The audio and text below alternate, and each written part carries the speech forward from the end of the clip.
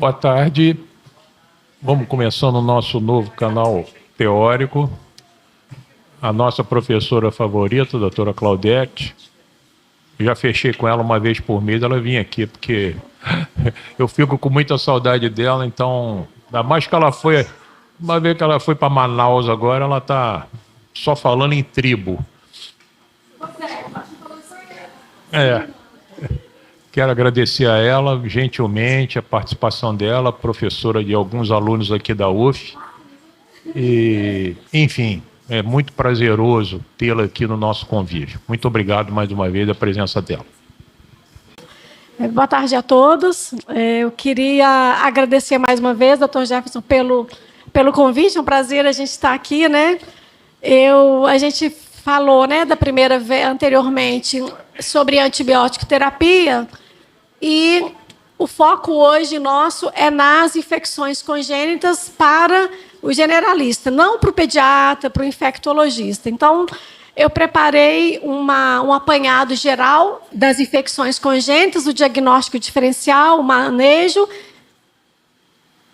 E lá no final eu coloquei vários casos clínicos, até que de vivência do dia a dia nosso, para que possa ajudar vocês no raciocínio clínico, ok? Vocês fiquem à vontade para interromper, perguntar. Às vezes há uma dúvida que pode depender dela lá na frente, então fiquem à vontade para interromper, para que a gente possa ir discutindo e resolvendo as dúvidas de vocês. Então, quando a gente fala de infecções congênitas, sempre que chega uma mãe, né, lá no ambulatório a gente atende as gestantes, e chega, eu sou infectologista pediátrico, mas às vezes a gente começa a atender pela gestante. Eu sempre vejo aqui, não sei se dá para ver, aqui é um pezinho, né? Eu sempre, quando eu olho o abdômen dessa mãe, eu lembro, opa, tem um bebê aí dentro, né? Então, a gente tem 3 momentos de transmissão das infecções congênitas da mãe para o bebê.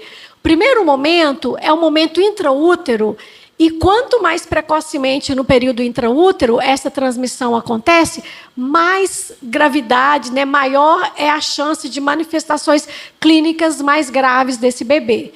O segundo momento é o periparto, né, o intraparto, né, que também a gente tem 2 infecções especificamente, né, que a gente transmite no periparto. A gente tem o HIV, principalmente pelo contato com sangue, né, e também o herpes simples. Então, o segundo momento, né, intraútero, periparto e depois pós-parto via aleitamento materno. Aqui a gente entra, né, as 2 infecções, HIV e o HTLV.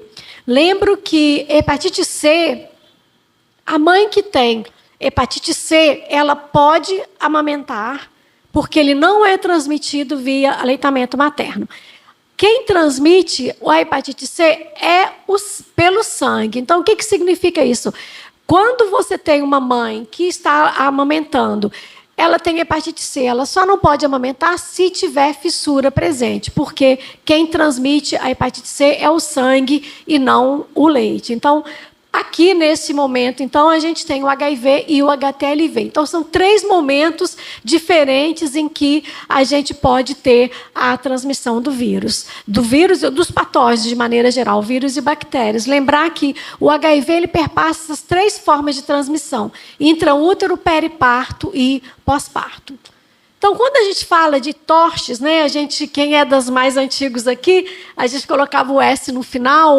Hoje é Stork, mas isso não muda nada. Eu não sei se o S mudou de lugar porque sífilis é a mais prevalente, não sei, mas o fato é que torches ou Stork é a sigla, né, das iniciais das nossas infecções congênitas mais comuns. Então, quando eu falo o S é de sífilis, né, T é o de toxo, o O de Odes, de outros, né? Aqui entra o HIV, parvovírus e outras infecções, o R de rubéola, o C de citomegalovírus e o H de herpes. E aqui, dentre todas essas tochas, a gente tem As que eu sinalizei em vermelho são 3, que são toxoplasmose, sífilis e HIV. O que elas têm de diferente? Elas são tratadas por medicamentos durante a gestação. Isso é importante porque, mesmo sem sintoma, você vai tratar uma mãe com toxoplasmose aguda, mesmo sem gravidade, você vai tratar por quê? Porque ela pode transmitir a toxo para o bebê. Então, sífilis, toxo e HIV são infecções que são tratadas durante a gestação. Todas as 3 têm indicação, independente de imunossupressão materna, independente de manifestação clínica, por causa desse potencial de transmissão para os bebês. Por que é importante aqui? Importante o diagnóstico diferencial, porque a gente vai ter tratamentos, abordagens diferentes de acordo com a etiologia. E quando a gente tem um protocolo, uma rotina de TORCHES, é importante a gente fazer todas as sorologias disponíveis. Por quê? Nada impede que uma criança com toxo ela tenha também sífilis, ela tenha HIV. Então, é importante que a gente possa fazer a investigação das TORCHES de maneira geral, dessas aqui, sífilis, toxo, de todas elas. Mesmo a gente tendo um diagnóstico, é importante a gente fazer toda a investigação. Lembrar que uma infecção congênita, muitas vezes, ela predispõe a outra. Por exemplo, um paciente com sífilis, né, o treponema, o que é que ele faz? Ele faz uma placentite, ele aumenta a permeabilidade da placenta, com isso, facilita a passagem do HIV. O HIV, ele pode, pela destruição de CD4, ele pode causar uma imunodepressão, aumenta a susceptibilidade, esse paciente pode também ter sífilis e a outras infecções. Então, é muito importante o diagnóstico diferencial e que a gente avalie todas elas, independente de uma sintomatologia específica. Quanto mais precocemente a gente abordar esse paciente, maior a chance da gente evitar sequela e melhor vai ser a morbidade desse paciente. Agora, no final da manhã, a gente estava com a sessão clínica lá da pediatria. Foi um bebê que chegou com 2 meses, um lactente jovem, 2 meses e 29 dias, que era um bebê com microcefalia, tinha um perímetro cefálico de 28 centímetros, mesmo prematuro, ele era uma microcefalia grave, e veio o PCR positivo para citomegalovírus, mas já fora da janela de tratamento. Então, a gente, mesmo a criança grave, a gente não pôde fazer o tratamento porque ele já estava fora dos 28 dias de vida. Então, quanto mais precocemente, maior é o sucesso terapêutico e maior a proteção para essa criança. E também a questão da indicação do tratamento materno, toxo, HIV e sífilis, são as 3 que, independente de sintomatologia materna, a gente oferece o tratamento. Quando a gente fala, de maneira geral, né, das infecções congênitas, a gente tem uma coisa importante, que isso é óbvio, mas a gente sempre tem que lembrar, em relação à clínica. As mães infectadas, quanto mais precocemente na gestação a mãe se infecta, maior vai ser a gravidade da sintomatologia dessas crianças. A gente vai ter crianças pequenas para a idade gestacional, microcefalias, crianças com calcificações, a gente vai ver a diferença entre cada etiologia.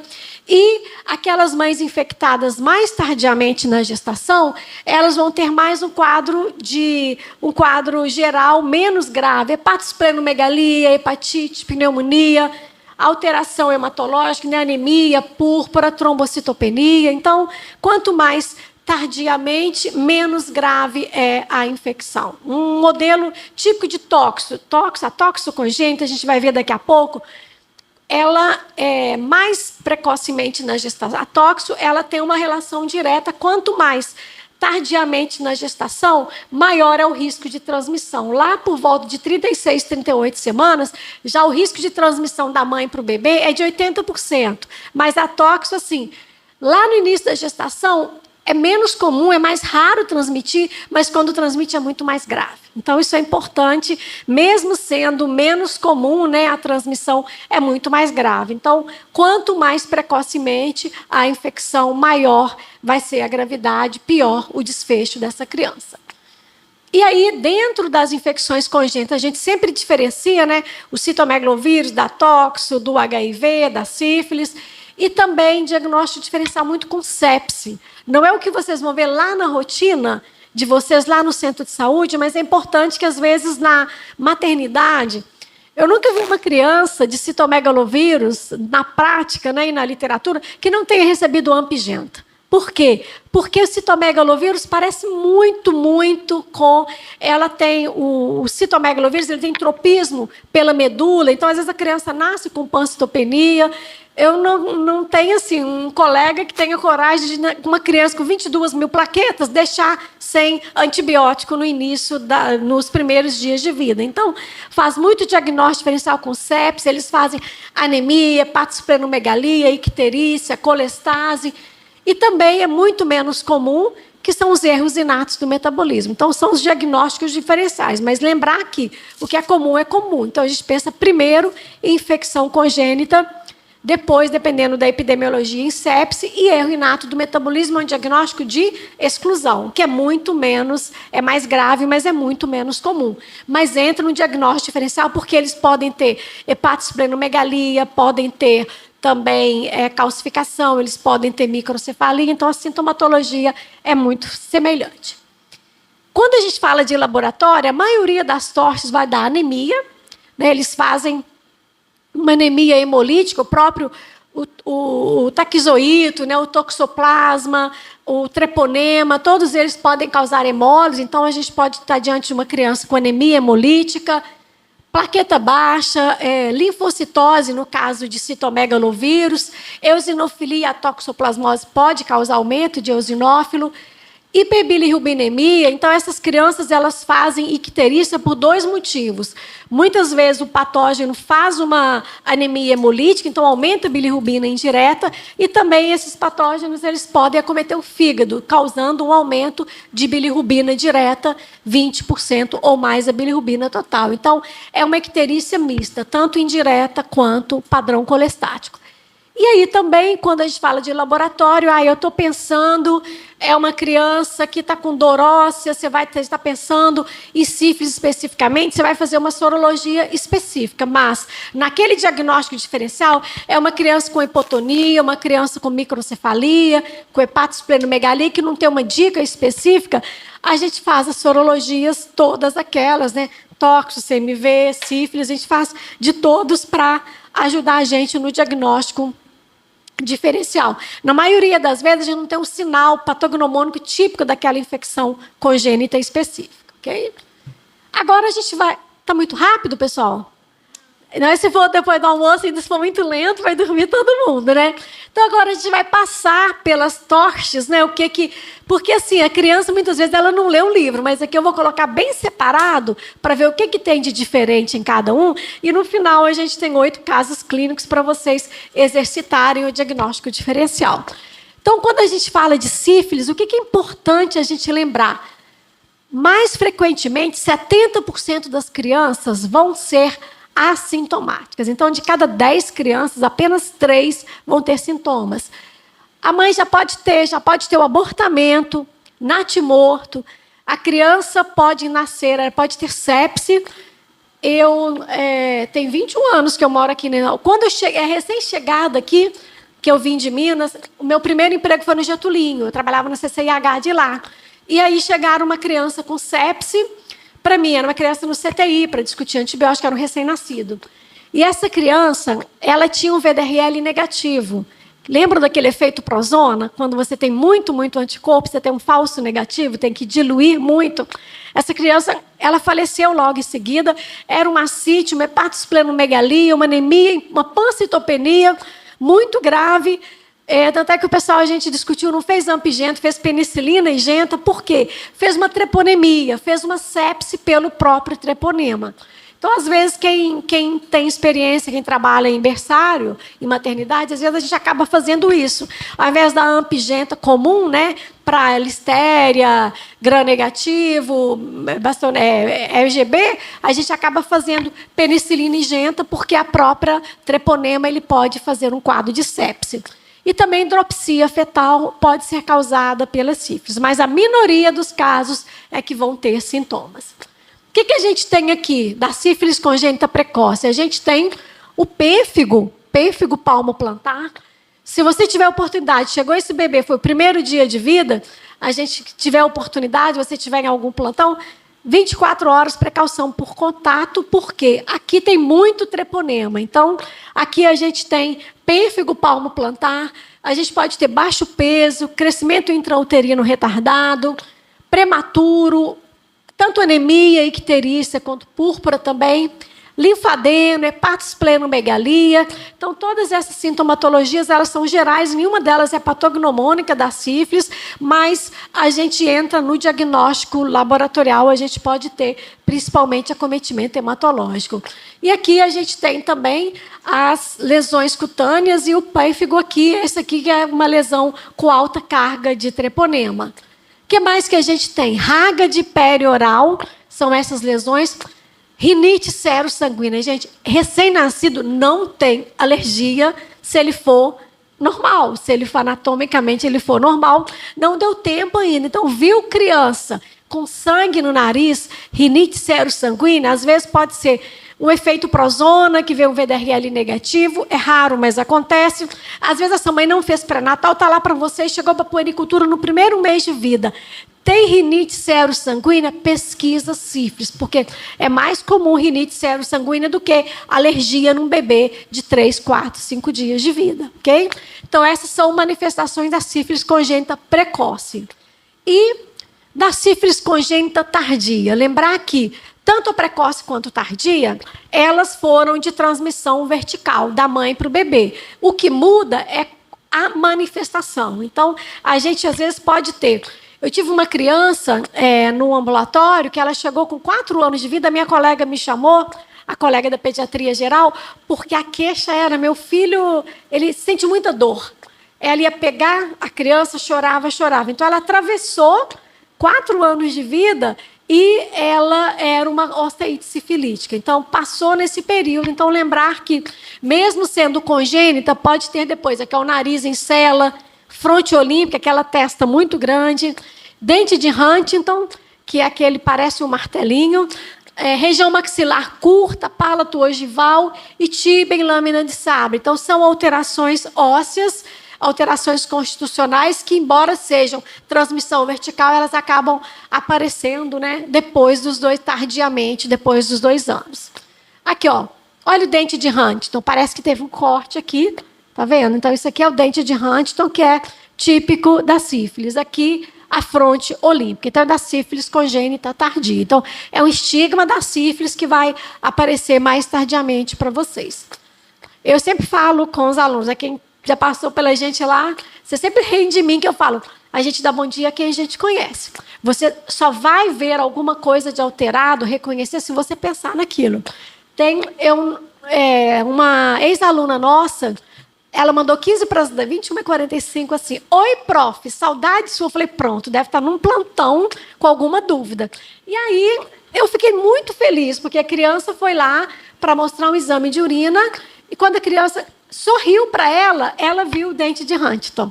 Aí ela viu, ela até manda, porque o dente estava embaixo, a lesão, ela até falou, pensei que fosse só em cima. Eu falei, não é assim. A lesão pode ser na arcada superior ou inferior. Então, aquela criança era uma neurosífilis, ela 8 anos de idade, ela teve diagnóstico por um sorriso da criança, mas ela só fez o diagnóstico porque ela olhou e viu que tinha alguma coisa errada. Então, lembrar disso, dente de Huntington, examina a criança, faz parte, né, do quadro clínico da sífilis congênita tardia.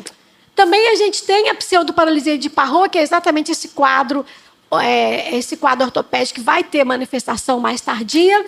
A gente pode ter osteomielite, alteração ocular, corioretinite, glaucoma, síndrome nefrótica também, pneumonia. Então, é muito amplo o espectro da sífilis congênita. Além de pancreatite, pode dar também meningite, também crise convulsiva pode acontecer. E aí, além do acometimento neurológico, a gente pode ter também miocardite, ceratite intersticial também pode acontecer na sífilis, surdez por acometimento do 8º par, e retardo mental, né? Déficit intelectual também, isso tudo pode acontecer com a sífilis. Então, olha a nossa importância como médico no pré-natal dessa mãe. Quanto melhor a nossa assistência, menor é a chance da gente ter uma criança com infecção congênita. Eu sempre falo que é uma oportunidade perdida. Então, a gente está aqui para aprender a não ter, para ter as oportunidades, para encontrar a oportunidade de fazer um tratamento adequado na mãe, para que a gente possa proteger a criança. E se não foi protegida a mãe, que a gente possa, enquanto médico, olhando essa criança, a gente possa fazer um atendimento adequado.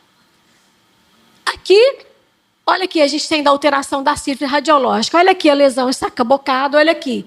Periostite, está vendo? Olha o escolamento aqui. A alteração óssea acontece em 30% a 40% das crianças com sífilis, as crianças sintomáticas. Aqui, ó, lesão aqui, destruição óssea, não pode ter periostite, metafisite, osteite. Então, todas essas alterações podem, rarefação óssea, podem acontecer na sífilis. E de laboratório, a gente pode ter tanto anemia, quanto leucocitose, às vezes pode evoluir com aumento de linfócito, plaqueta baixa e também bilirrubina, né? Pode ter as custas de bilirrubina indireta e também direta com colestase. Lembrar que toda criança com sífilis que fez o diagnóstico, eu preciso avaliar o líquor dessa criança. O que isso muda? A criança com neurosífilis, ela só vai poder ser tratada com penicilina cristalina, porque a procaína e a benzatina não penetram no líquor. Então, tem dois motivos para eu fazer o diagnóstico de neurosífilis. Se eu faço, eu trato diferente, eu só posso fazer a cristalina e com 6 meses de vida eu tenho que repetir esse líquor lá na puericultura que vocês fazem, ok? Quando eu falo de neurosífilis, eu preciso ter pelo menos de 3 características desse líquor. As células aumentadas, então lembrar que a criança está com a barreira hematoencefálica imatura, então ao invés de 5 células, a gente considera 25. Proteína alta, não é 40 da criança maior, para o RN é 150, e VDRL positivo. Então, uma criança com VDRL positivo do líquor, independente de célula e proteína, ela é considerada neurosífilis. Então, neurosífilis é igual a célula, proteína e ou VDRL positivo no líquor, ok? A demonstração em microscopia de campo escuro, isso a literatura coloca, mas não faz parte da nossa clínica, isso é mais laboratório, né, para a gente ver a microscopia de campo escuro, mas na vida real a gente não utiliza essa ferramenta diagnóstica. A gente utiliza o que? A sorologia. Isso aqui é muito importante. Então, a gente tem 2 tipos da sorologia, né? A gente tem o teste não treponêmico, que é o VDRL, o RPR, que são indicados para quê? Diagnóstico e segmento, controle de cura. E a gente tem o antígeno, o teste treponêmico, que a gente utiliza o FT-ABS aqui na prática clínica. Ele permanece positivo por toda a vida, mas não se correlaciona com a atividade da doença. Então, vamos traduzir isso do medicinês para o português. O não treponêmico é o VDRL, o treponêmico é o FT-ABS, que a gente faz aqui no nosso meio. O VDRL, ele é muito importante aqui para o diagnóstico, mas quem confirma, eu tenho um VDRL de 1 para 2, isso é cicatriz sorológica, é um falso positivo pela gravidez, por alguma doença reumatológica, aí eu faço o FTBS confirmatório, ele é um antígeno treponêmico, então ele é específico. Então, ele ajuda, o FTBS ajuda a gente na confirmação desse diagnóstico, mas para controle de cura, negativação após o tratamento, é o VDRL. Por quê? Porque o FTBS, uma vez positivo, sempre positivo. Então, hoje, a gente faz isso. A gente utiliza, né, para diagnóstico e segmento para controle de cura é o VDRL e para confirmação diagnóstico é o FTBS, que é o nosso antígeno treponêmico.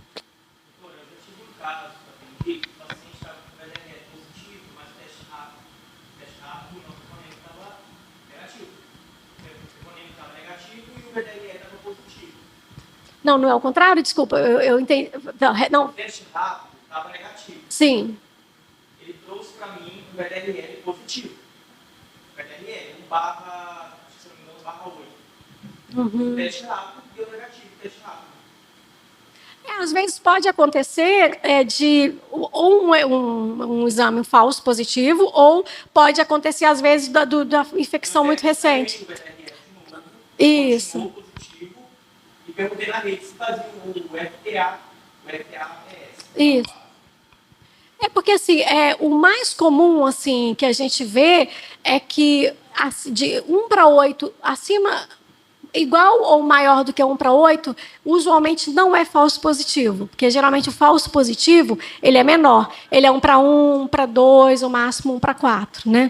Mas assim, quando às vezes a gente tem dúvida, é isso assim, dependendo de como, do perfil, do contexto, da época da gravidez, a gente acaba tratando e repete daí a 2 semanas para confirmar, até para a gente não deixar o paciente sem tratamento. A gente faz isso muito em tóxico, né? Que às vezes tóxico eu tenho uma IgM falso positiva. Então eu começo o tratamento daqui a 2 semanas. Se for verdadeiro positivo, ela vai manter e vai aparecer o IgG. Mas se ela for falso positivo, ela vai vir negativo. Então, o que você fez mesmo, às vezes pode acontecer. A gente tem que identificar se foi infecção recente ou se foi erro laboratorial. Para isso, a gente repete. Geralmente, a gente repete em 2 semanas. Bom? Uhum.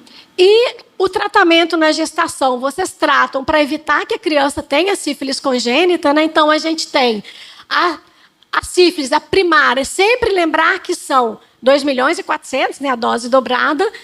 Se é sífilis primária, 1 dose. Se é secundária, a gente tem 2 doses. Terciária, latente, tardia ou desconhecida, 3 doses, sempre com intervalo semanal. Então, isso aqui é o que vocês fazem usualmente para esse acompanhamento, para esse tratamento dessa gestante. Lembrar que a penicilina ela é tão melhor que quando vocês têm uma gestante aí na sua prática clínica, que ela tem uma alergia, o que vocês fazem? A gente faz a dessensibilização, que é oferecer dentro do hospital, oferecer concentrações maiores, porque a penicilina é muito melhor do que a ceftriaxona, do que meropenem, do que a oxalina. Então, a penicilina ela é a primeira escolha para a gente, ok?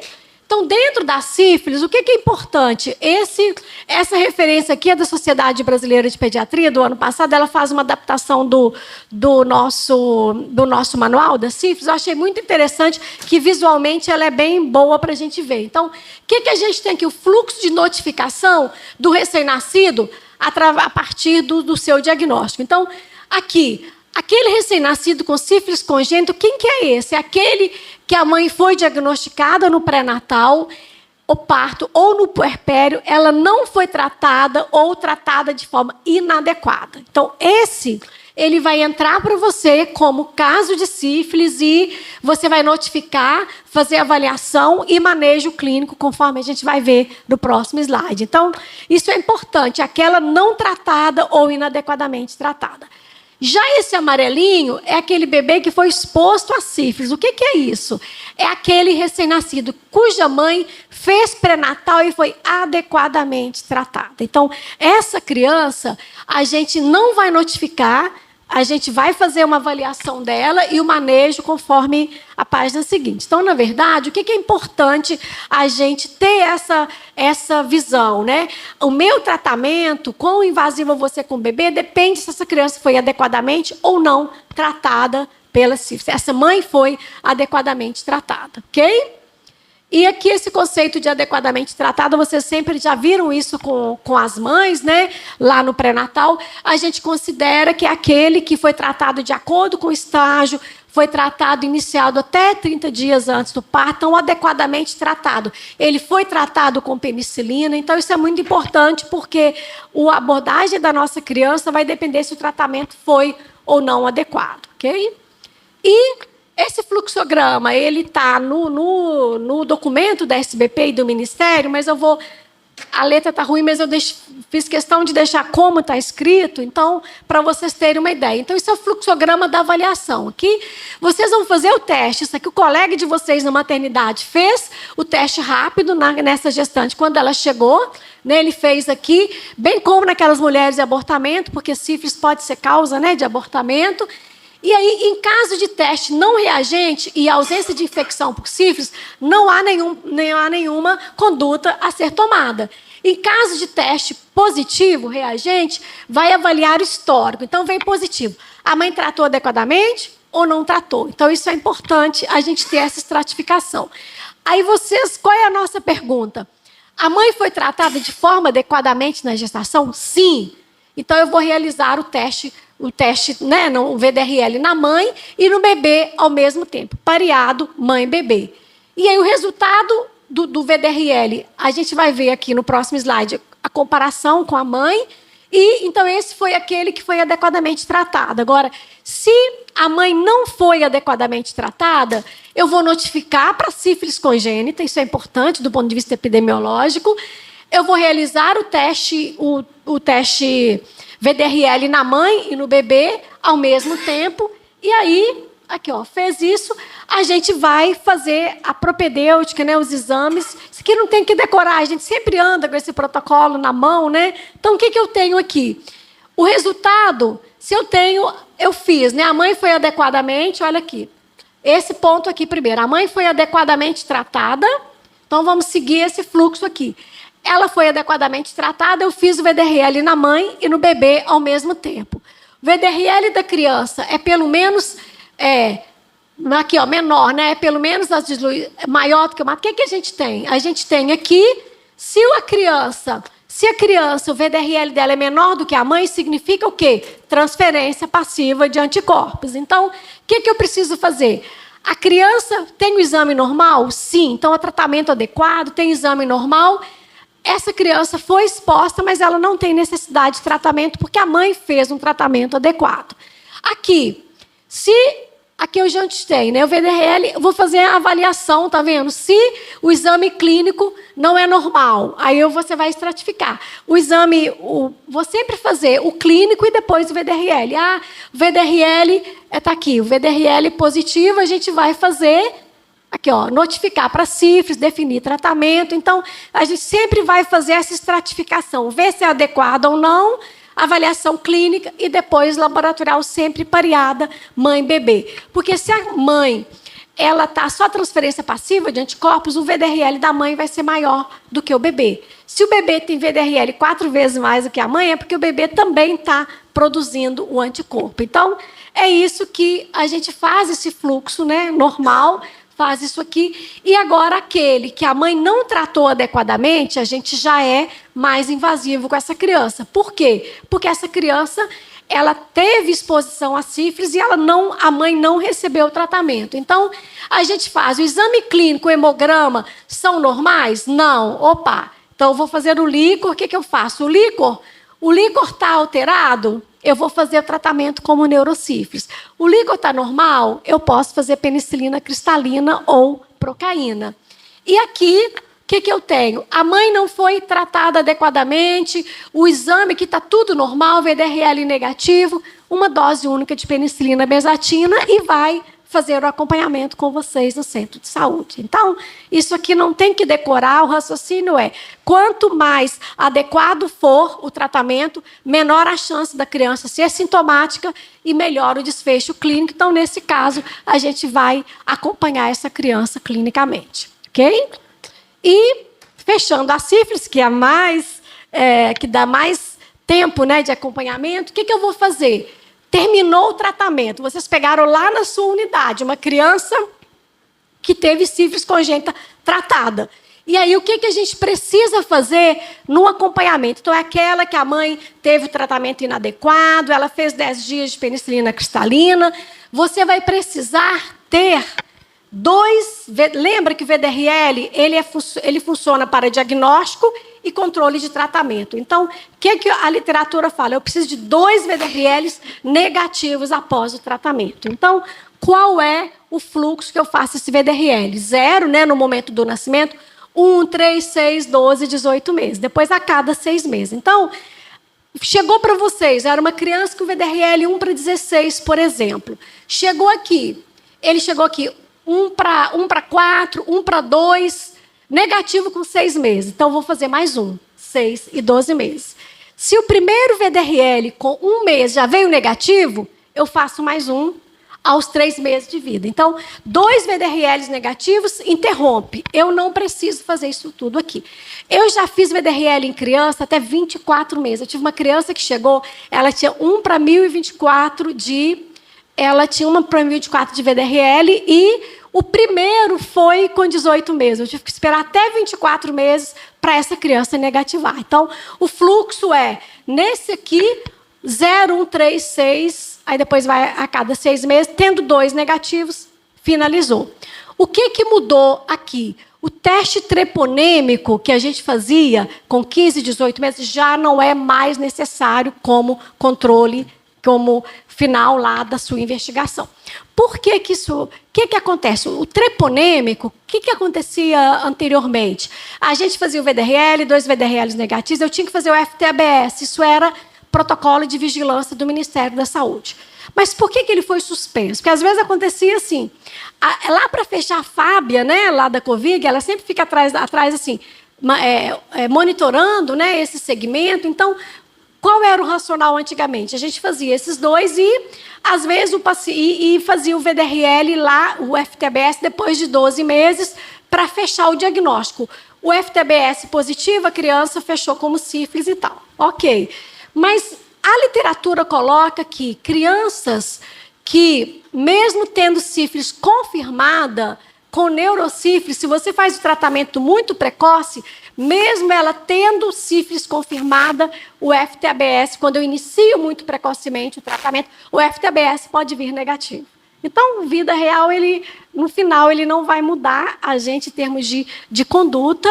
Então, foi esse o motivo de que agora ele já não é mais necessário depois dos 12 meses de vida, como a gente fazia anteriormente. O FTABS, porque aí ficava assim... a criança estava VDRL, eu não sei se ela tinha sífilis ou não, fiz os 10 dias de penicilina, depois dos 12 meses a gente fazia o FTBS. Negativo, aí ele não tinha sífilis. Positivo, ele realmente tinha sífilis. Mas, considerando que a infecção tratada precocemente pode vir o falso negativo, não faz sentido a gente onerar o sistema, isso não vai mudar a conduta. Então, por isso que a gente... tem aqui, ele já não é mais obrigatório o FTBS, mas o VDRL continua. Vocês devem, sim, ir lá no posto de saúde de vocês, 2 VDRLs negativos depois que a criança é tratada, ok? Isso aqui, já aconteceu comigo também isso aqui, ó. Lá, com 6 meses de vida, a gente acabou de tratar neurosífilis, chegou no ambulatório, VDRL aumentou de novo. O que eu preciso fazer? Completar a investigação e fazer novo tratamento. Eu tive uma criança que eu tratei 3 vezes. Isso, assim, é exceção da exceção no centro de referência, mas na vida real, a gente precisa fazer isso. Se vier positivo, a gente precisa fazer o tratamento, ok? Mas... na grande maioria, 2 VDRLs é o que a gente vai ver e ele não vai ter necessidade de um novo tratamento. Ok? Até aqui, tudo bem? Agora, a gente vai ver os que são menos comuns do que a sífilis, mas que a gente precisa identificar para o diagnóstico diferencial. Toxoplasmose. Ela tem tropismo. O toxoplasma, ele tem tropismo pelo cérebro. Como é que são as calcificações da toxo? Grosseiras, difusas, olha aqui, calcificações difusas, grosseiras e ocular. Então, a toxo, ele tem tropismo pelo cérebro, pelo olho. Então, a gente tem o quê? Corioretinite. Além disso, do cérebro e do olho também ouvido. Então, a toxoplasmose, ela pode dar calcificação, corioretinite e também surdez na criança. Isso são especificamente de cada uma que a gente vai colocar aqui. Então, quando eu falo da toxo, o que é importante? O mecanismo, a mãe tem a parasitemia, tem o taquizoíto, ele acomete a placenta, tem um processo inflamatório e dissemina por via hematogênica para esse feto. A taxa de transmissão global, na média geral da gestação, é de 40%. Mas ela aumenta no decorrer dos 3 trimestres e, isso aqui que eu já tinha falado antes, ela é menos comum, a transmissão é mais rara no início da gestação, mas ela é muito mais grave. Então, lá no final da gestação, 80% de transmissão. E é importante também a gente lembrar da avidez da IgG. Quem é que já usou aqui a avidez da IgG para diagnóstico? O que é? Você quer falar para a gente, Milena? Como é que é? O que a avidez ajuda a gente? Você lembra? Oi? Isso. O que é antigo e o que é recomendado? Isso. Então, o que a gente tem? Quanto mais antiga a infecção, maior é a avidez.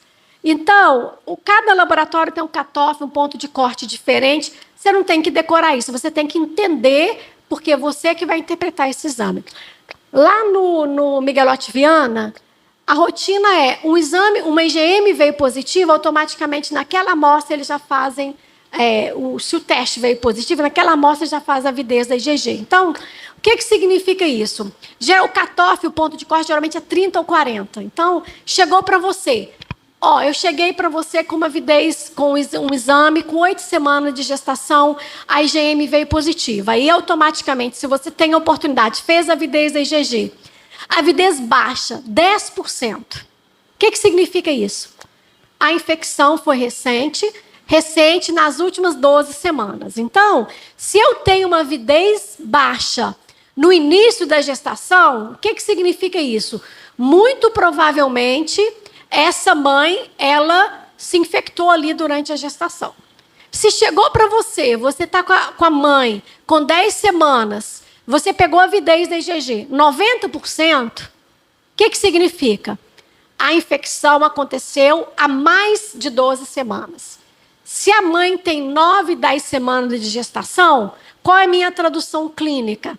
A mãe engravidou depois que ela teve a infecção. Então, quem transmite, o responsável pela transmissão é essa inflamação e a placentite. Então, a avidez da IgG, ela ajuda nesse sentido. Deu para pegar? Ela tem importância no primeiro trimestre, né, até 12 semanas, porque ela mostra para a gente a avidez, então ela mostra para a gente o tempo, né, se foi menos ou mais do que 12 semanas, ok? Então, a avidez da IgG, ela pode ajudar, né, a avidez na mãe, ela pode ajudar a gente no nosso diagnóstico.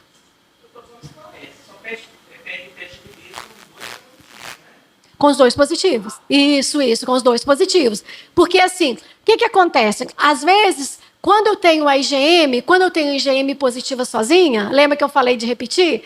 A IgM dá muito falso positivo. Então, aí você vai repetir ele em 14 dias, porque se ela for verdadeiro positivo, vai repetir. Então, se eu tenho a IgM e a IgG positivos, aí a minha dúvida foi a menos ou mais do que 12 semanas? Ok? Deu para pegar?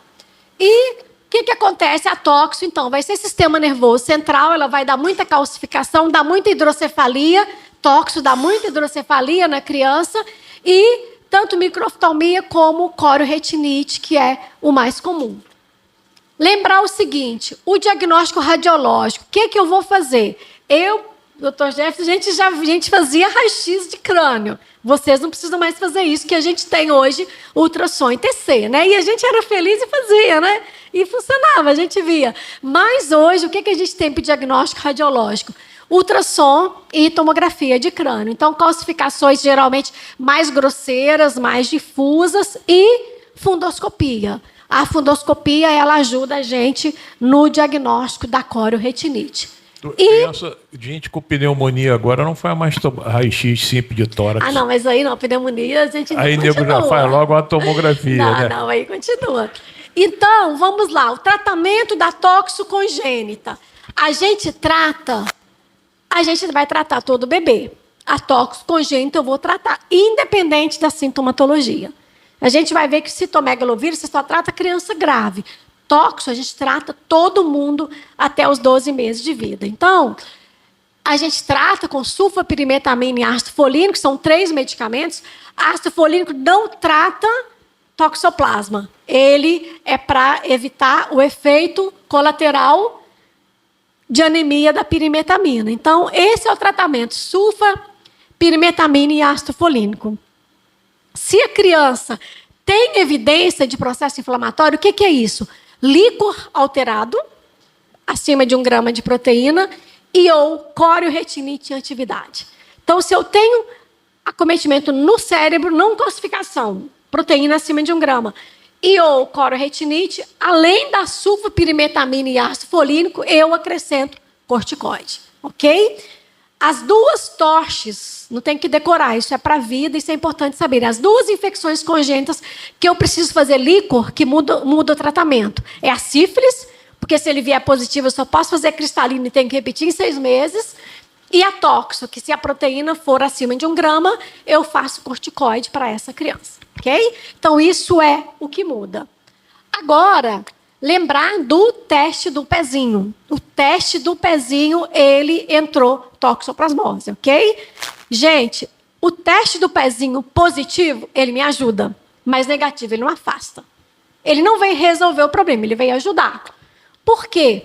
IgM, ela é pentâmero, ela não passa por via transplacentária.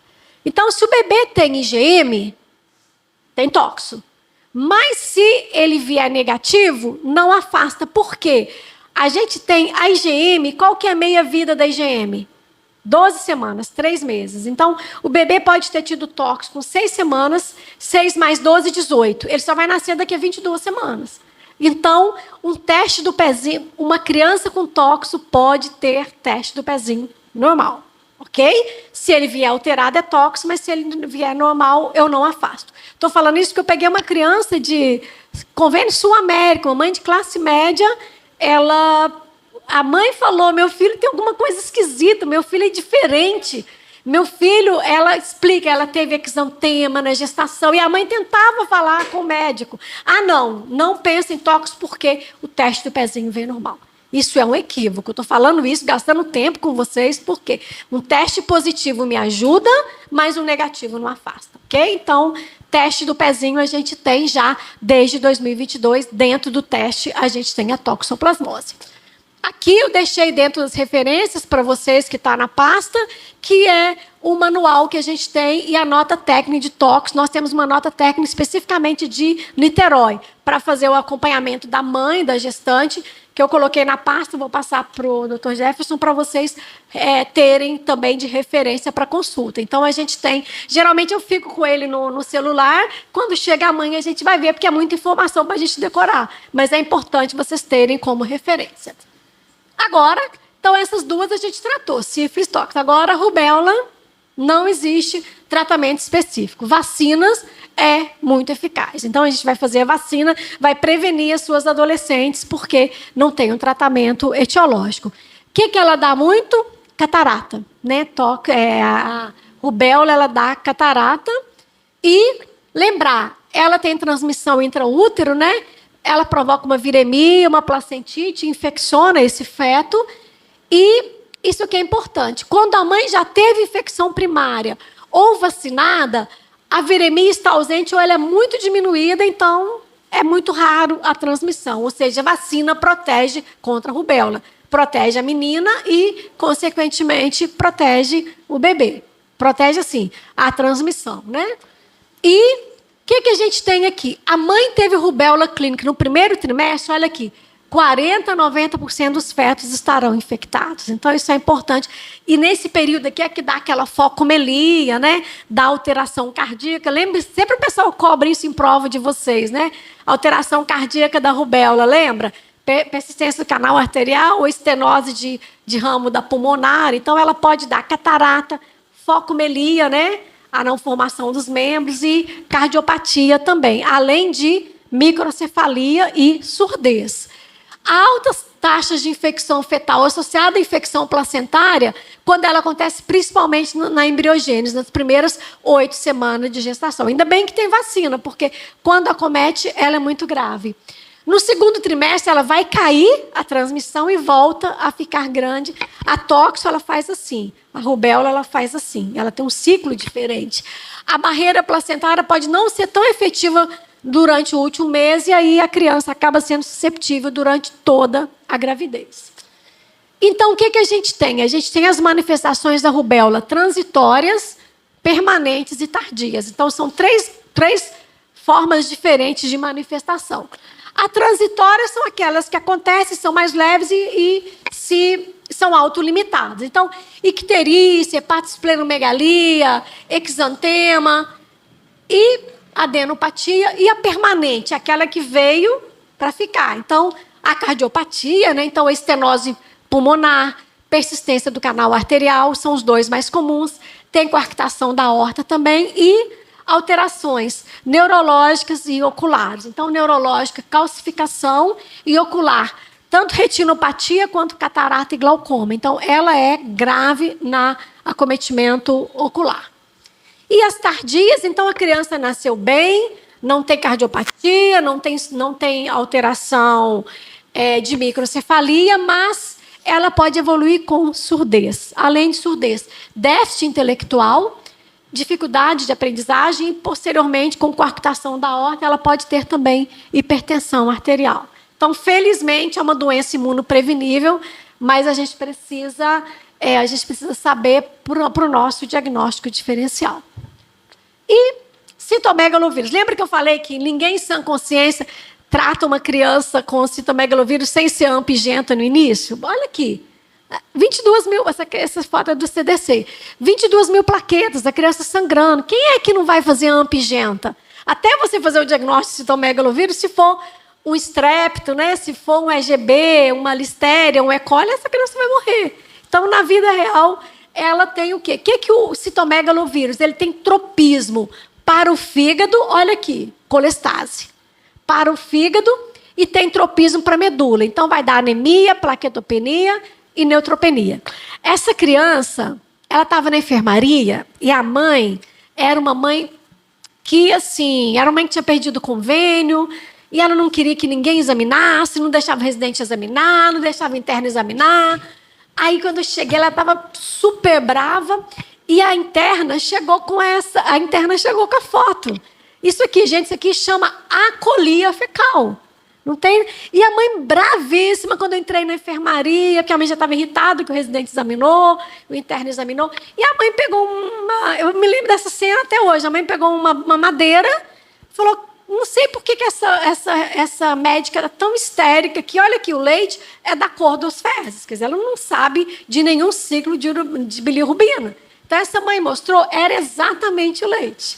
Isso chama acolia, fezes acólicas. Lembra da tríade da icterícia? A gente tem acolia, a gente tem icterícia e tem colúria também. Então, a acolia é muito comum de colestase de geral, mas o citomegalovírus é particularmente comum. Alteração hematológica e também alteração hepática pelo tropismo do citomegalovírus para o fígado e para a medula. As calcificações, lembra? A tóxica era mais grosseira, difusa. Esse aqui é mais fina e periventricular. A gente tem ela é ubíqua, né, a mais prevalente de todas, 1 a 2%, né, de frequência, e aqui 90% não tem nenhum sintoma. Então, a maioria vai ser assintomática, apenas 10%. De cada 10, apenas uma criança que vai ter sintoma. E o tratamento aqui, gente, sífilis, você tratou quem fez o tratamento inadequado, a mãe. Tóxico, você tratou todo mundo. E aqui o citomegalovírus, você só trata... Para você falar que a infecção é congênita, ela tem que ser feito o diagnóstico até 21 dias de vida e você só trata até 28 dias de vida. Se chegou para você lá na sua unidade com 3 meses de idade, com 2 meses e 28 dias, como foi a criança hoje da sessão clínica, ela não tem indicação de tratamento, porque o tratamento só é infecção grave. O que é isso? Corioretinite, microcefalia, pneumonia alba. Então, é um quadro grave que a gente vai tratar. E o medicamento não está indicado em recém-nascido assintomático. Então, citomegalovírus, o ganciclovir, ele é muito tóxico. Então, eu só trato o paciente com manifestação clínica grave e até 28 dias de vida. É o que a literatura recomenda, que é o tratamento de segurança. Ok? E... finalizando agora, né, o herpes e o HIV, né, o herpes. Gente, o herpes, ele tem... Quando eu mostro essa foto, eu falo, isso não é o herpes simples. Eu falei, gente, o nome é simples, mas esse aqui era uma criança, até além do herpes, ele tinha HIV. Por isso que ele tinha uma imunodeficiência celular, quer dizer, um herpes com manifestação completamente diferente do usual, porque ele tinha uma imunodeficiência. Mas o herpes, olha aqui, o herpes, ele é uma infecção congênita também. Olha aqui, alteração de septo e, olha aqui, ele tem no período neonatal, lembrar que a gente sempre liga herpes é igual a lesão cutânea. Herpes de infecção congênita, apenas 1/3 vai ter alteração cutânea. Tá? Então, isso é muito importante, porque O herpes, ele tem o nosso neurologista de plantão, ele tem tropismo pelo lobo temporal. Então, às vezes, vai acontecer da criança, o T está convulsionando, convulsão refratária, que não melhora. Você lá na maternidade está fazendo hipoglicemia e tudo, investigando, mas o herpes ele pode acometer tanto o ocular, quanto o neurológico, quanto o cutâneo. Então, herpes em criança, infecção congênita por herpes, apenas 1/3 que vai ter a manifestação cutânea. Ele, então, é acometido naquelas infecções genitais. Então, se você está na sala de parto, chegou essa mãe, trabalho de parto, se a mãe tem lesão em atividade, é indicada a via alta de parto, né, a cesárea, para evitar a transmissão, porque a transmissão é no periparto ali. A presença de anticorpos vai proteger boa parte dos fetos, né? E o contágio 95% vão acontecer no canal do parto.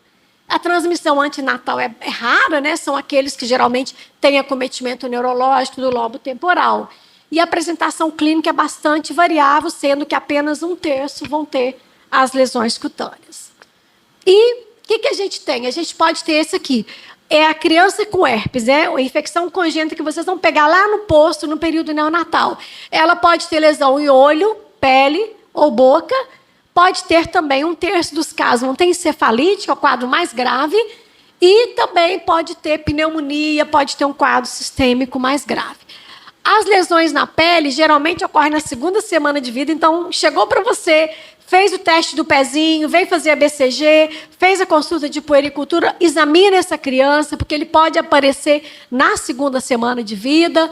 E ele pode também dar, aqueles 5% que foram intraútero, pode dar catarata, corioretinite, retinopatia e encefalite também. Mas isso é a exceção. Lá na sua unidade de saúde, na 2ª semana, ele pode aparecer com lesões vesicobolhosas que podem ser herpes. Então, às vezes acontece que foi parto normal, o colega não viu, às vezes a lesão do herpes está mais intravaginal ali, não está tão clara de ver, mas lembrar que você pode fazer o diagnóstico clínico a partir da 2ª semana, mesmo naquele que não tinha lesão cutânea no momento do nascimento.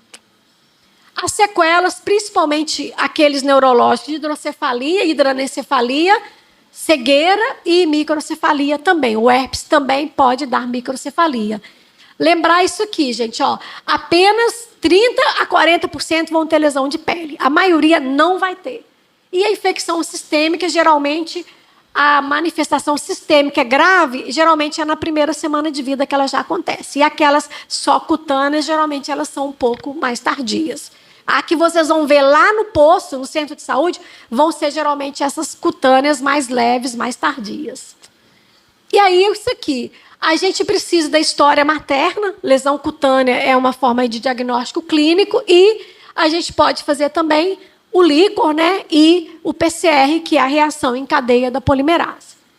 E o tratamento, o citomégalu eu fiz ganciclovir só para os graves. O herpes eu faço a ciclovir para todo mundo, tá? E é ciclovir venoso. E a gente faz por 3 semanas. Quanto mais o ganciclovir, o citomegalovírus, eu tenho até 28 dias para começar. Aqui eu não tenho. Então, se uma criança chegou, puericultura para vocês, 6 semanas de vida, tem a lesão para o herpes, eu já ainda posso tratar. Quem tem o limite até 4 semanas é o citomegalovírus. O herpes, mesmo depois das 4 semanas, eu posso tratar. E a profilaxia do herpes, o que é? Tem lesão ativa? É igual a parto cesárea. Isso não é você que vai definir no centro de saúde, mas o colega na maternidade é uma indicação de parto cesárea. Ok? E, finalizando aqui, a gente tem a infecção pelo HIV. Então, o que a gente tem? 95% a 99% das infecções pelo HIV em crianças são via vertical. E os outros 1% a 5%? Quando eu falo de criança, pelo Ministério da Saúde, de 0 a 13 anos de idade. Então, a gente tem esses 1% a 5%, né? Pode ser por abuso sexual, pode ser por transmissão horizontal. Eu tenho um menino, eu falo menino porque para mim era uma criança. A mãe é HIV negativa, ele assumiu a homoafetividade dele aos 8 anos de idade. Então, com 12 anos, ele chegou com HIV no ambulatório. Então, ele é a criança para o Ministério da Saúde até 13 anos de idade. Então, lembrar que a maioria vai ser vertical. Quando é que a mãe transmite o HIV para a criança? No período intraútero, na gestação, por via transplacentária, 20% a 30% dos casos. A maioria vai ser no periparto e 7% a 25% via aleitamento materno. Lembra lá no início que eu falei? Mãe com HIV e HTLV, ela não amamenta por causa da transmissão via aleitamento materno. Isso aqui, gente, é muito, muito importante. Tem 12 anos que existe essa recomendação do Ministério da Saúde e vocês precisam recomendar isso para as mães lá de vocês no posto. O que significa isso? A mãe soro negativa para o HIV, a mãe que é soro positiva não vai amamentar. Mas aquela que é negativa, qual é a orientação do Ministério há 12 anos atrás que essa orientação existe? Ela deve ser avaliada em suas vulnerabilidades e orientada sobre a prevenção da infecção após o parto, principalmente com o uso de preservativos, reduzindo a possibilidade de transmissão da HIV durante a amamentação. Ela não vai fazer. Isso não te pertence. Você precisa orientar. Eu tenho uma mãe que ela descreve direitinho a viremia, a febre, o exantema que ela teve. E a gente sabe que foi via aleitamento materno porque ela tinha um HIV negativo no momento do parto. Então, cabe a você. Mamãe, enquanto você tiver vida sexual, a relação deve usar preservativo porque via aleitamento, o leite materno transmite HIV. Okay? Se ela vai fazer ou não, isso já não nos pertence, mas essa é a recomendação do Ministério. Por favor, oriente isso para as mães do seu centro de saúde. E um bebê, isso que você não vai fazer lá no centro, ele vai chegar já conduzido para você, mas eu coloquei esses slides aqui para lembrar o que a gente vai fazer para prevenção hoje. A gente tem a transmissão da mãe para o bebê, se você usa antirretroviral, trata as infecções da mãe, faz o parto de acordo com a indicação clínica dessa mãe, a chance de transmissão do HIV hoje é 1 a 2%. Então, de cada 100 mães, 98 ou 99% não vão transmitir HIV para o seu bebê. Então, e antigamente, quando a mãe não fazia nada, era 25%. Então, hoje, cada 100 mães, 25 transmitiam HIV para o bebê. Hoje, apenas uma faz isso. Então, graças ao quê? O que essa criança recebe em sala de parto? Ela tem... eu estou lá na maternidade Rocha Faria, nasceram 6 bebês. Eu sei que a mãe é infectada pelo HIV. A gente vai dar prioridade para quê? O banho dessa criança, evitar passar sonda com muita lesão, né, para evitar que tenha traumatismo nessa criança. Então, os cuidados de o máximo possível de falta, né, de tirar o contato com sangue, não amamentar. Então, o bebê exposto ao HIV, ele não deve amamentar. E aquele bebê, ele já no momento do parto, coletou o exame de carga do vírus dele, esse paciente vai fazer o controle lá no centro de referência, mas esse bebê vai sair da maternidade com antirretroviral. Se a mãe fez tudo certo, a carga viral tem detectável, ele vai fazer um xarope só, que é a zidovudina. Se aquela mãe que não teve oportunidade de pré-natal, a carga viral dela está alta, vocês não sabem, ele vai sair com coquetel. A gente fala coquetel, que são 3 antirretrovirais. Então, isso aqui quem vai definir é um colega da maternidade, mas todo bebê exposto ao HIV vai chegar para vocês no centro de saúde tomando coquetel. Ou coquetel, os 3, ou um xarope só. Mas todos eles vão fazer 28 dias de coquetel. E uma vez que você chegou lá com 4 semanas de vida, a gente tira o coquetel dele, ou a zidovudina, a gente começa o Bactrim, né, que é a sulfametoxazol, trimetoprim, para prevenir pneumocistose para esse bebê, e faz as vacinas como uma criança saudável, né?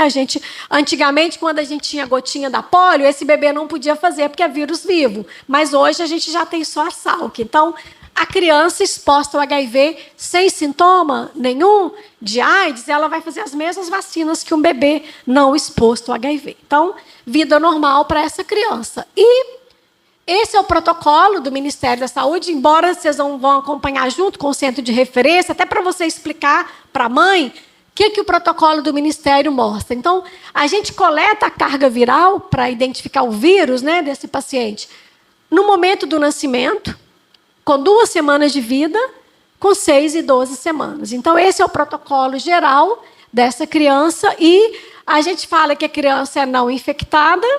Então, isso aqui é o protocolo geral, bem claro para vocês. O que a gente faz? Essa criança chegou aqui, lá na maternidade, o colega coleta a primeira carga do vírus e faz o antirretroviral. Ela vai para você, lá no posto, está aqui. A segunda carga viral com 2 semanas. A terceira, aí vem aqui com 4 semanas, eu tiro o coquetel, eu começo o sulfa contra metoprim. Aqui eu faço a primeira a carga viral do vírus, né? A terceira carga, depois que ele suspendeu o coquetel, e com 12 semanas. Então, eu falo assim, criança não infectada pelo HIV, quando ele tem 2 cargas negativas, depois que suspendeu o xarope do AZT. Ok? Então, isso aqui. E depois dos 12 meses, geralmente a gente faz a partir de 18 meses, eu faço o anti-HIV dessa criança. Por que eu não faço o anti-HIV logo que esse bebê nasceu? Porque o anti-HIV, o ELISA, ele é IgG. IgG é monômero, ele passa por via transplacentária. Então, por isso é que a gente faz carga viral e não anti-HIV para esse paciente. Então, esse é o fluxo normal. E por que o Ministério só reconhece a terceira e a carga viral negativa para falar que ele não é infectado? Porque a primeira carga negativa, ela pode vir negativa, falso negativo, porque a mãe estava usando o coquetel na gestação. O segunda pode vir negativa, porque o bebê está usando o coquetel. Então, aqui é o seguinte, uma carga viral positiva me ajuda, mas uma negativa não afasta. Então, para fins de descartar a infecção, o Ministério considera 2 cargas depois que suspendeu o coquetel da criança. Ok? Dormir a aula toda. Isso aqui é o mais importante, que é esse segmento. E a vacina igual para todo mundo. Ok? Então, esse é o protocolo. É o mesmo que estava escrito aqui, mas é só de um jeito mais visual para vocês. Ok? Aqui, às vezes o bebê não chegou para você recém-nascido, mas se ele chegou para você com hepatosplenomegalia, parotidite, candidíase, por mais do que 8 semanas, em criança acima de 6 meses de idade. Isso aqui chama o Waste Syndrome, né? Que é emagrecimento, diarreia, perda de 10%. Então, isso aqui tudo lembra imunodeficiência adquirida. Isso aqui tudo é o que a gente chama de oportunidade perdida. Se vocês conseguem fazer o diagnóstico, tratarem essa mãe, a gente vai ter apenas 1 em cada 100 que vão ter o vírus. Ok? O que mais que o vírus do HIV pode ter? Ele pode dar hepatite, ele tem tropismo, ele tem afinidade pelo fígado, pode dar zóster também, né? Porque o zóster, a prima infecção é a varicela. Então, se essa criança teve varicela acima de 1 ano de idade e ele tem um zóster antes dos 60 anos, isso aqui pode ser o quê? Sinal de imunodeficiência celular. Então, criança com zóster, bateu no seu centro de saúde, criança com zóster, eu preciso lembrar do diagnóstico diferencial, porque HIV, ele pode, não ele dá o zóster, mas o HIV destrói o CD4, diminui a imunidade e o zóster aparece como uma infecção oportunista. Ok? Aí eu botei, né? Tá complicado. E o que aconteceu? Tava tudo certinho, tostes, e aí botei aqui, repensando o diagnóstico em tempo de Zika. Então, depois disso tudo, o vírus da Zika, ele não substituiu nenhuma delas, ele veio para acrescentar. Então, assim, um resumo para vocês, lembrar que 1/3, cerca de 25%, né, até 35%, menos de 1/3, vão ter exantema na gestação. Então, mãe com gestação, lembrar do diagnóstico diferencial de Zika. Lembrar que o Zika, ele vem aqui desde 1952, ele tinha lá na floresta Zika, e ele chegou no Brasil quando? Em 2015, chegou e a gente teve a epidemia, né, de Zika, e, acredite ou não, eu tive o ano passado um bebê com microcefalia por Zika, lá dentro do ambulatório. Nasceu 31 de outubro de 2025. Então, ela diminuiu? Sim. Mas, voltando, você dá bom dia a quem a gente conhece. Então, ele faz parte, ele entrou como diagnóstico diferencial das infecções congênitas. Então, o que a gente tem aqui? O Ministério da Saúde, né, a gente viveu emergência de saúde pública nesse período de 2015 e a gente tem o protocolo do Ministério, tanto clínico quanto laboratorial, a gente precisa medir perímetro cefálico da criança, né? Lembrar que a gente mede entre 24 e 48 horas. Então, uma das motivos de microcefalia é a infecção pelo vírus Zika, e ele pode dar várias manifestações que as outras TORCHs também dão. Ele pode dar desproporção crânio-facial, é aquela cabecinha em formato diferente do convencional. Ele pode dar alteração do tônus, irritabilidade importante. Então, ele dá muito quadro neurológico, ocular e auditivo, como as outras infecções congênitas. Olha aqui, a gente pensava antigamente que era artrogripose, isso aqui, na verdade, é alteração neurológica desse paciente e não ortopédica. Olha a microcefalia dele. Qual é? O que acontece aqui? Uma parada de migração neuronal. Então, por isso tem esse formato de capacete. A toxoplasmose dá uma hidrocefalia obstrutiva. O cérebro está todo formado, o taquizoído vai ali obstruir o líquor, a saída do líquor. Então, o cérebro já está formado, então o cérebro está ali e tem líquido. Agora, a Zika, você tem uma hidrocefalia que chama ex-vácuo, teve um problema de uma parada de migração neuronal. Por isso, tem esse cérebro totalmente diferente, né? Essa microcefalia, o formato é uma desproporção crânio-facial. Olha aqui, a calcificação, lembra da toxo? É difusa grosseira, do CMV fina e periventricular. Já da Zika, ele fica na junção da substância branca com substância cinzenta. Mãe com exantema me ajuda no diagnóstico, mas há 2/3 vão ter Zika sem a mãe ter tido exantema. Ok? Aqui ele pode ter coloboma, então atrofia do nervo óptico, então Zika dá acometimento neurológico também, oftalmológico também. E aqui eu botei uma série de casos aqui para vocês ajudarem a gente.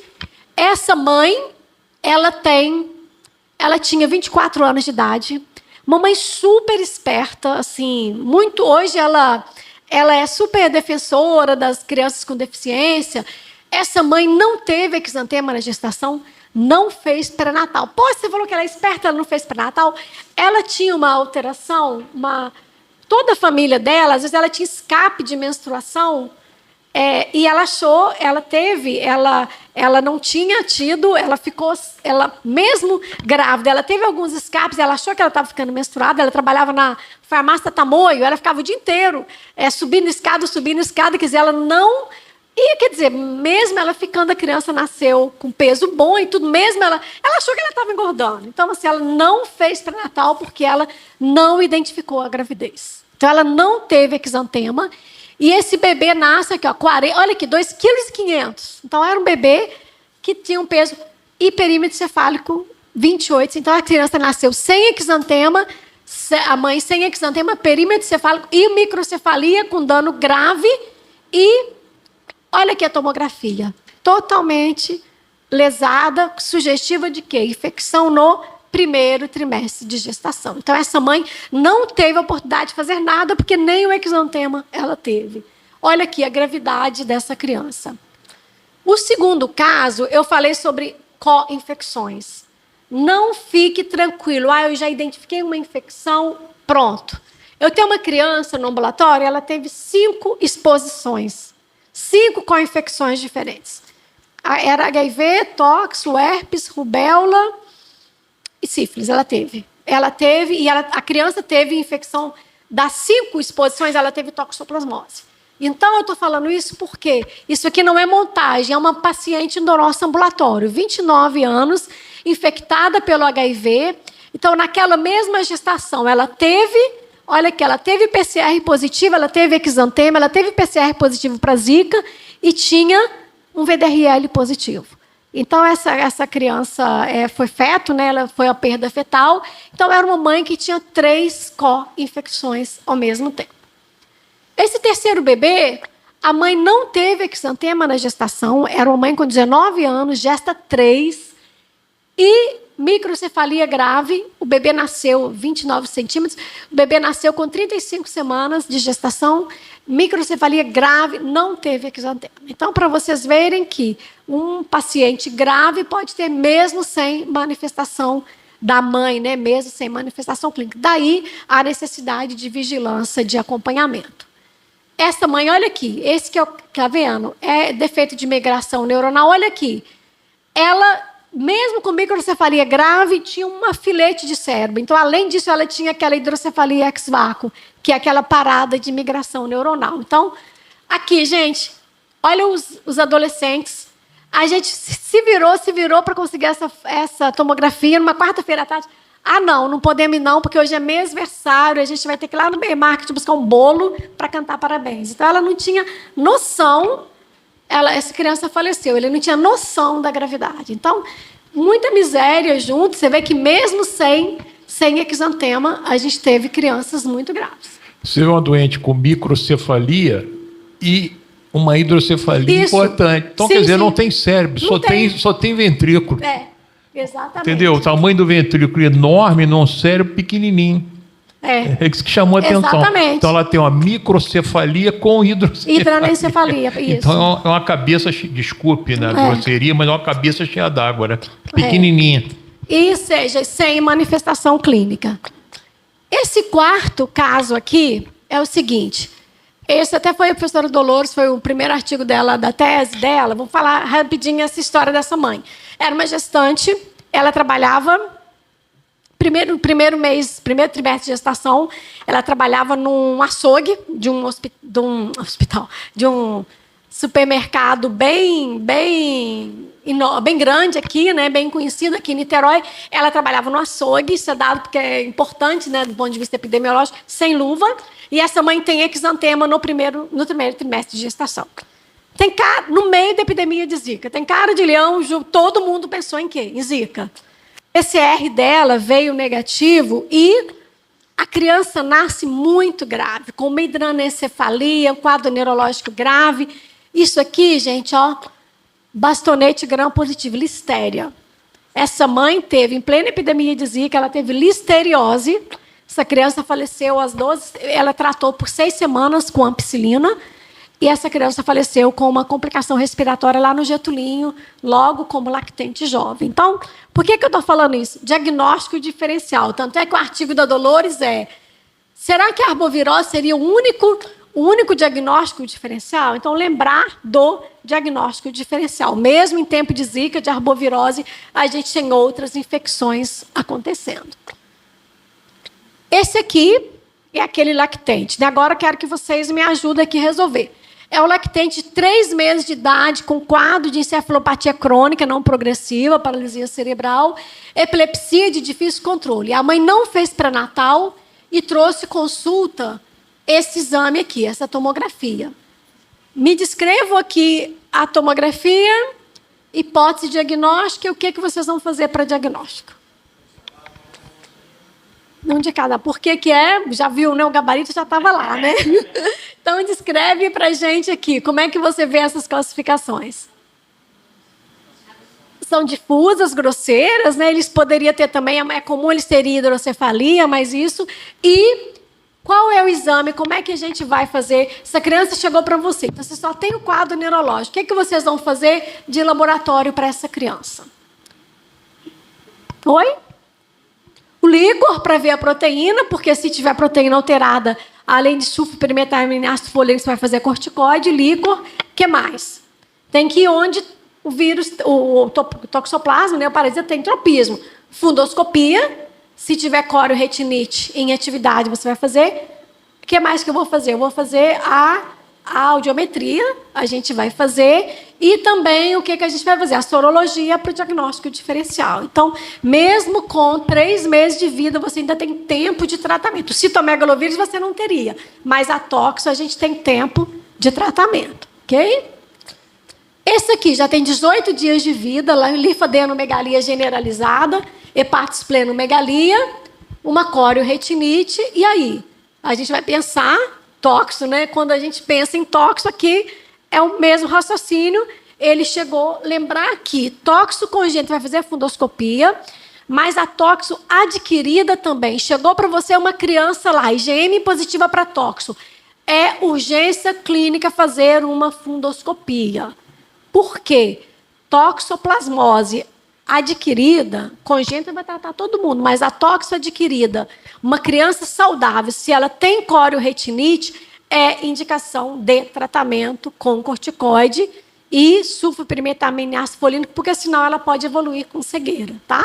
Então, aqui é o mesmo raciocínio, corioretinite, sulfapirimetamina e ácido folínico tem alteração em atividade, né? Corioretinite em atividade, acrescenta corticóide. Quanto tempo? O colega oftalmologista que vai dizer para a gente, tá? Quanto tempo até melhorar a inflamação ocular.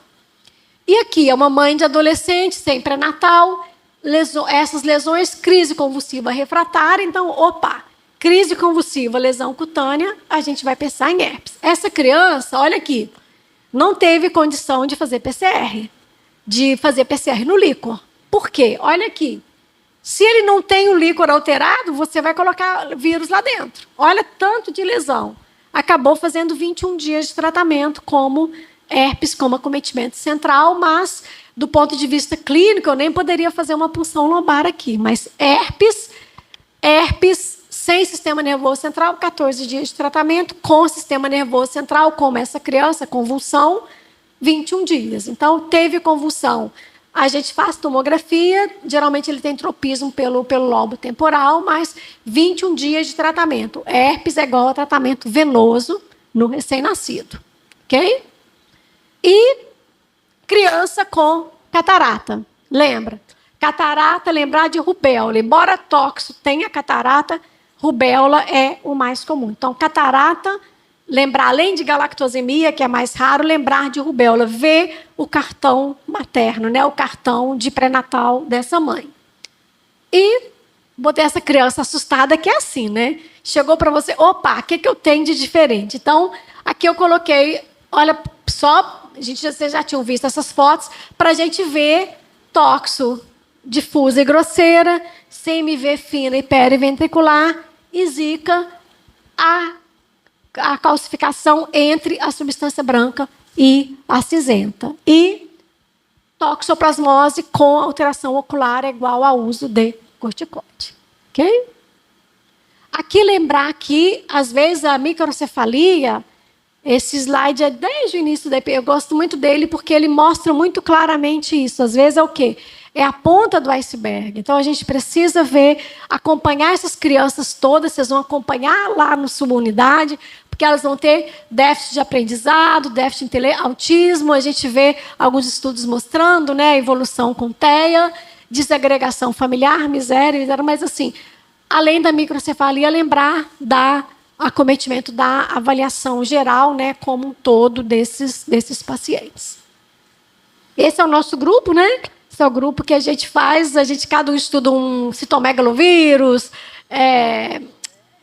zika, a gente tem também chikungunya, então a gente tem esse grupo que a gente acompanha 258 mães e bebês que a gente fez esse acompanhamento, a gente faz esse segmento e junto com zika a gente viu vários outros diagnósticos diferenciais. Então, mensagem final, acompanhe, faça esse diagnóstico diferencial. E desses 258 crianças que a gente acompanhou, 6 crianças, quem encaminhou para a gente foi o ACS, o Agente Comunitário de Saúde. Por quê? Tiveram microcefalia pós-natal. O que é isso? A criança nasceu com o perímetro cefálico normal, não é que ele diminuiu, ele deixou de crescer. Então, é muito importante você lá na sua puericultura acompanhar. Retificou, Z-score, né? Caiu abaixo do Z-score -2, microcefalia. Abaixo de -3, microcefalia grave. Mas, às vezes, a criança não nasceu com microcefalia. Então, isso é muito importante. Com uma fita métrica e um olhar atencioso, com uma boa anamnese, vocês podem fazer o diagnóstico e melhorar o prognóstico dessa criança. Ok? Dúvidas? Muita informação, né? A doutora fala bastante, né? Dá um casinho de água para ela, doutor. Vou dar uns 10 litros de água para ela. Não, achei ótimo.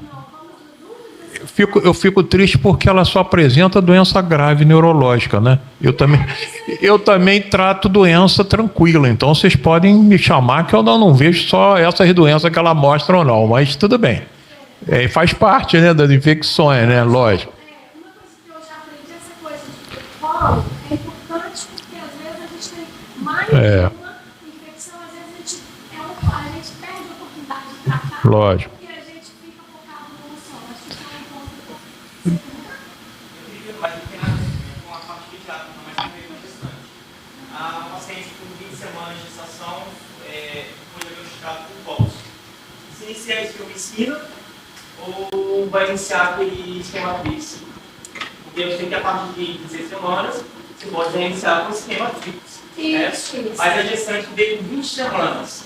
Né? A primeira vez veio com 20 semanas com um positivo, IgM positivo e o IgG positivo e o IgG negativo. Já inicia e solicita nova sorologia depois de 14 dias. Isso. Ou já pode iniciar já o esquema TRIPS. Vai depender do seu contexto. Então, assim, 2 semanas, uma parasitemia é muito tempo.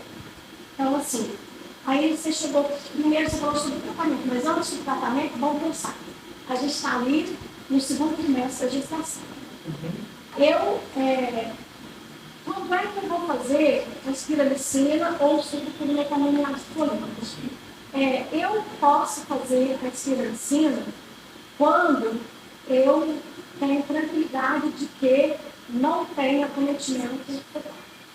Para isso, eu preciso fazer o vitaminiótico que na vida real a gente não consegue fazer. Então, para eu fazer apenas a espiramicina, eu tenho que ter tranquilidade de que meu bebê não está acometido. Então, o que a gente está escolhendo sobre vida real, né? Então, o recomendado que a gente faz na prática, visando a proteção do bebê. Inicia o tratamento com sulfatogretamina fluídico, repete a sua higiene. 2 semanas de medicamento por excesso de zelo vão fazer menos dano do que deixar a mamãe com 2 semanas para fazer isso. Então, é isso que a gente faz. Eu já peguei muita mãe e assim, isso é muito difícil. E a gente tem que ter tranquilidade e humildade para beber com luto. Então, isso não é remédio. Chegou para mim, hoje é dia, vou colocar de primeiro porque é mais fácil fazer conta. Hoje é dia 1º. Eu cheguei com esse paciente, 20 semanas, com a IgM positiva.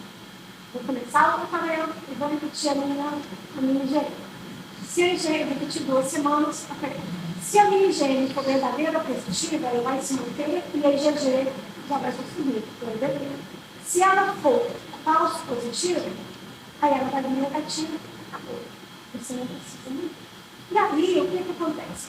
Quando é que eu faço suplementação da pirâmide, quando eu faço a espiramicina? Então, a espiramicina, ela não vai tratar o bebê. Então, eu faço.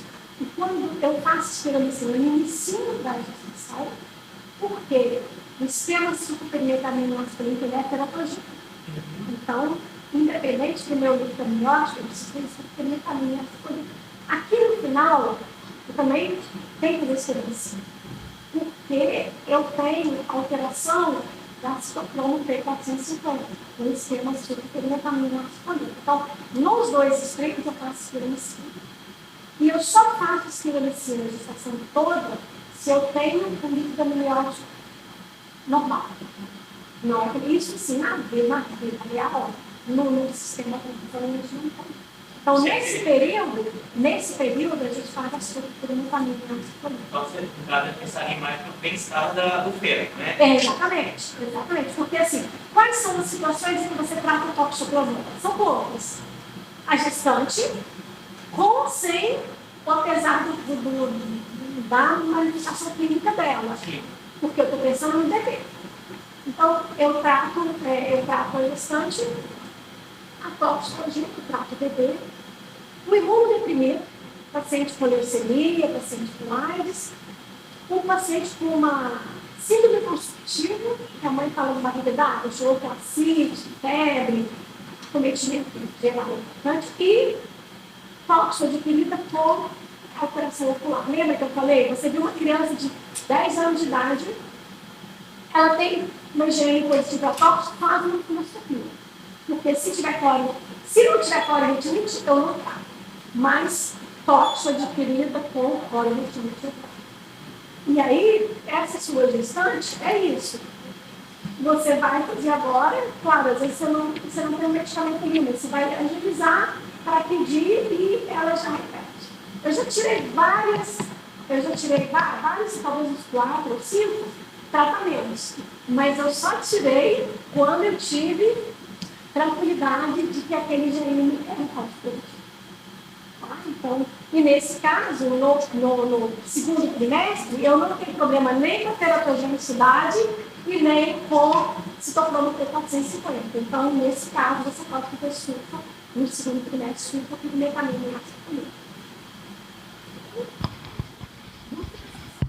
Claudete, deixa eu te perguntar uma coisa. Em adultos, como você classificou as crianças com herpes simples e com tropismo do lobo temporal, a gente começa a ciclovir. E eu vejo muito, infelizmente, no hospital, que ele é um remédio nefrotóxico, às vezes alguns doentes evoluem mal do ponto de vista do aciclovir. Você vê muito isso na criança, efeito nefrotóxico do aciclovir? Não.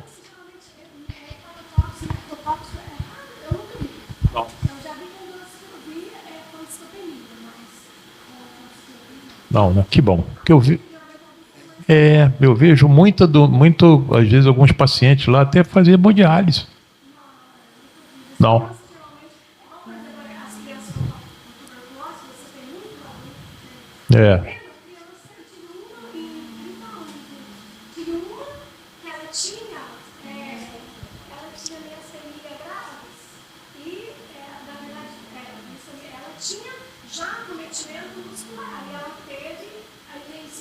Uma neuromuscular, uma doença neuromuscular, né?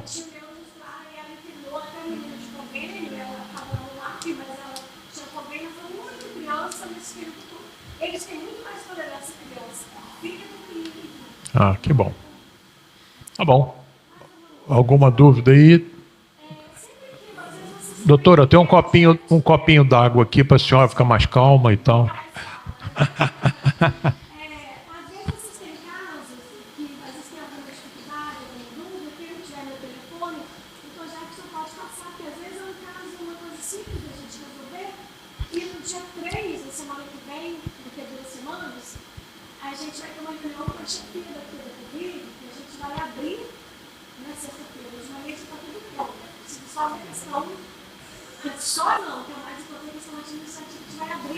O ambulatório de infecção congênita para ser porta aberta, vaga zero, para vocês poderem levar direto. Então, a gente organizou a função lombar, porque às vezes vocês pegam uma criança em si, fica mais difícil, então a gente está organizando isso, e uma vez que tiver prontinho, organizado, a gente vai abrir para estágio. Se vocês tiverem interesse, querem ficar lá um mês para acompanhar a rotina e tal, isso aqui, então a gente está organizando esse ambulatório para que a gente possa acolher esses bebês. São poucos. Assim, a ideia é de fazer livre demanda mesmo, né? Então, a gente vai se reunir, e essa questão de regulação, questão administrativa que a gente está cuidando. Mas a gente vai ficar com pediatria geral, infecto, neuro, otorrino, tal. A gente ia radiologia, a gente vai fazer um grupo, e aí depois eu vou estar divulgando o projeto, se vocês tiverem interesse, em breve esperamos já estar funcionando. Até para vocês pegarem mão, né? Quando a gente não vai desenvolver, o pessoal vai estar ajudando com a gente, mesmo não sendo especialista, para ver no dia a dia. Bom, então, vocês vão poder encaminhar e também, se quiserem participar, a gente vai lá. Agradecer novamente a doutora Claudete pela disponibilidade de vir aqui hoje aprendermos. Como ela sempre ensina, ela é muito, muito querida e ela fala muito, mas eu gosto de ouvi-la. Um abraço para vocês, obrigado, hein, todo mundo.